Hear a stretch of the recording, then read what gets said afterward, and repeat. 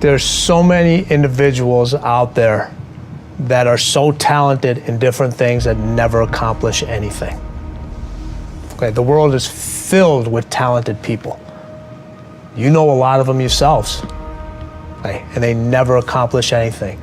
With talent has to come preparation, has to come action, has to come development of being able to take those talents, take those skills, continue to develop them, continue to sharpen them physically, continue to sharpen them mentally, because at some point your physical talent is going to diminish as a professional athlete.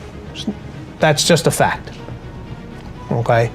But what keeps that competitive edge, what keeps you on top, is the ability to think and prepare mentally over and over and over again. The body has limitations, the mind does not.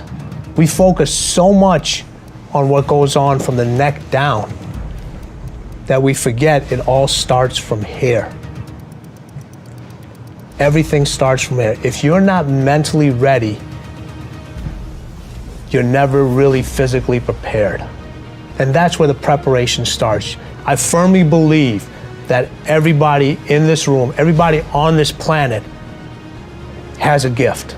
It's your job to figure out what that gift is. Then it becomes your job to decide whether you're going to act on that or not. Everyone sees the work that you put in, but it's what you don't see is going to determine how far you're going to get. I hear stuff all the time. People say, oh, look in the mirror and you'll see why you're not succeeding. I don't believe that, okay? It's what you don't see in the mirror. That's what's holding you back. It's what you're not willing to see is why talent is not enough. And when you finally see it and accept it and decide to work on it, then you can take that next level.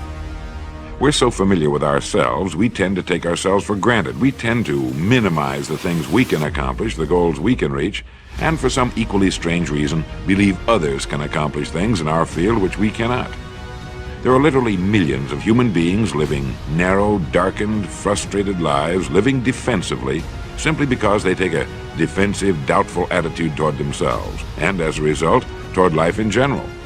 Many people are suspicious of and oppose change, yet change is the one thing in life on which we can absolutely count. People who stay young all the years of their lives not only welcome change, but see it for what it really is, new opportunity, new chances for further fulfillment. Attitude is a reflection, a result of a person's will. It is incalculably powerful.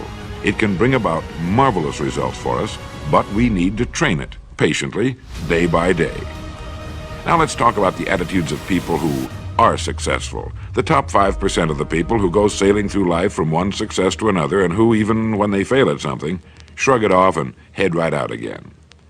No matter who the person is or what he does, men and women in sales, business executives, people in all the professions, wives and mothers, students, top people in the armed forces, public servants, men and women in the service of religion, working men and women in all fields of endeavor, wherever you find a person doing an outstanding job and getting outstanding results, you will find a person with the right kind of attitude.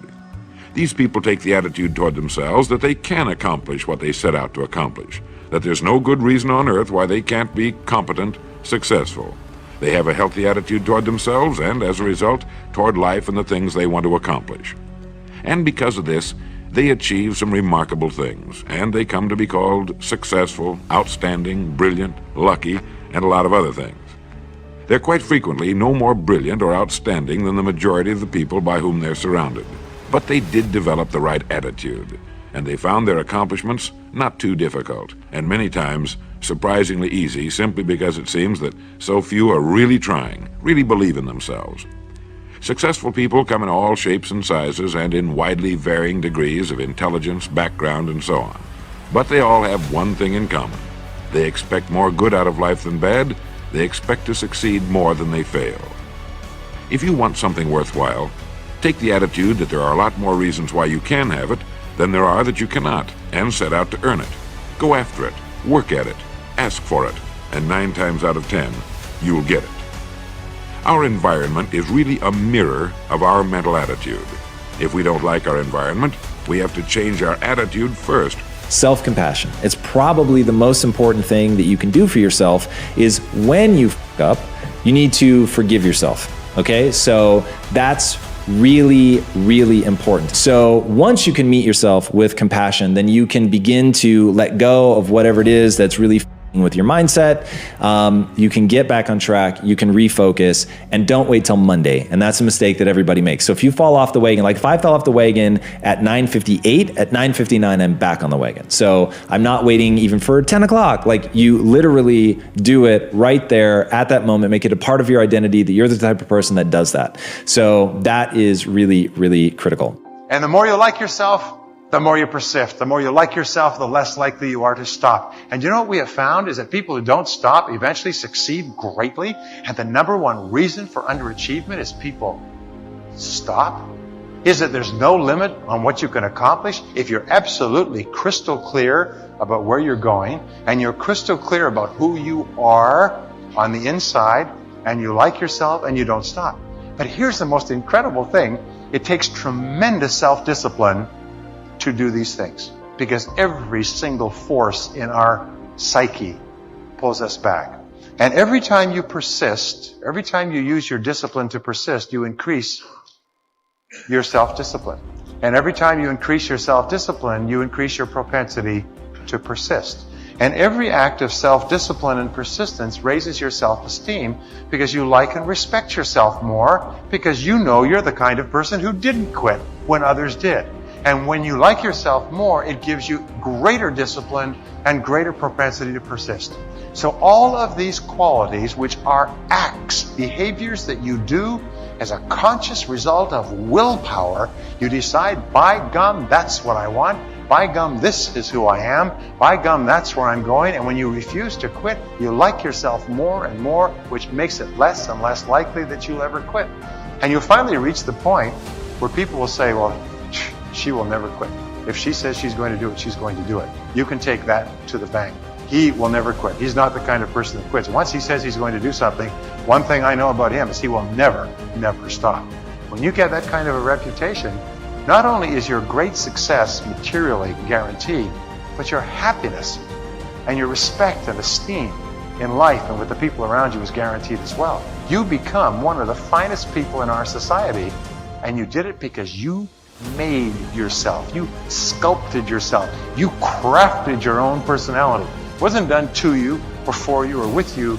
You did it yourself, which causes you to like yourself more, which makes you persist even more, which raises your self-discipline, which makes you more likable and more personable person, and which makes you more successful in everything you do. When President John Kennedy asked the father of the space program, the famous Dr. Wernher von Braun, what it would take to build a rocket that would carry a person to the moon and bring him back safely to Earth, he answered him in 5 words: the will to do it. The will to do it. Pretty light, simple answer for such an enormous question. But I'm going to tell you something, the will to do it, that had a lot of power in it. What do we mean by that, the will to do it? Well, will is one of your higher faculties. You have perception, reason, memory, imagination, intuition, and the will. Will is a mental faculty that gives you the ability to hold one idea on the screen of the mind to the exclusion of all outside distractions. You know, you'd be hard pressed to figure out how many things are trying to grab your attention at any given time. But there's all kinds of things going on around that are begging your conscious attention. You can block them all out and keep one idea on the screen of the mind with your will. Will is a mental faculty that gives you the ability to hold one idea on the screen of the mind to the exclusion of all outside distractions. It's the will that gives you the ability to concentrate. Concentration is a powerful mental tool. How do you develop your will? I'll tell you. You take your pen or a little black marker and go opposite to your favorite chair.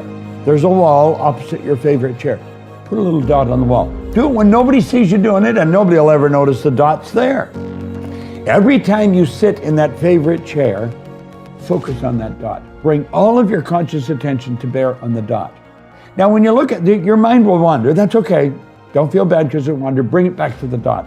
Every time it wanders, if you concentrate on that dot for a half a second, you'll probably set a family record. Our mind is so busy. You focus on the dot, you find your mind wander. Don't feel bad, bring it back to the dot. You can get to the point where you can concentrate for quite a while. And I'm telling you, you concentrate for a while, you're developing great powers. Or get a candle in a candle holder and put it somewhere around your favorite chair. When you're alone, light the candle and stare at the flame. And stare at that flame until you mentally become one with the flame. Now again, your mind's going to wander. Don't feel bad about it. Bring it back to the flame. Just bring it back to the flame. When you learn to concentrate on one thing, you can concentrate on anything, because that is how you develop your will. The starting point of goal setting is for you to realize that you have virtually unlimited potential to be, have, or do anything you really want in life, if you simply want it badly enough and are willing to work long enough and hard enough to achieve it. The second part of goal setting is for you to accept complete responsibility for your life and for everything that happens to you, with no blaming and no excuses. With these two concepts clearly in mind, that you have unlimited potential and that you are completely responsible, you are now ready to move to the next step, which is to begin designing your ideal future. Take charge of your life. 1. Identify your biggest problem or source of negativity in life today. In what ways are you responsible for this situation? 2. See yourself as the president of your own company. How would you act differently if you owned 100 of the shares? 3. Resolve today to stop blaming anyone else for anything and instead accept complete responsibility in every area of your life. What actions should you be taking? 4. Stop making excuses and start making progress. Imagine that your favorite excuses have no basis in fact and act accordingly. 5. See yourself as the primary creative force in your own life. You are where you are and what you are because of your own choices and decisions. What should you change? 6. Resolve today to forgive anyone who has ever hurt you in any way. Let it go. Refuse to discuss it again. Instead, get so busy working on something that is important to you that you don't have time to think about it again. A man, as a general rule, owes very little to what he is born with. A man is what he makes of himself.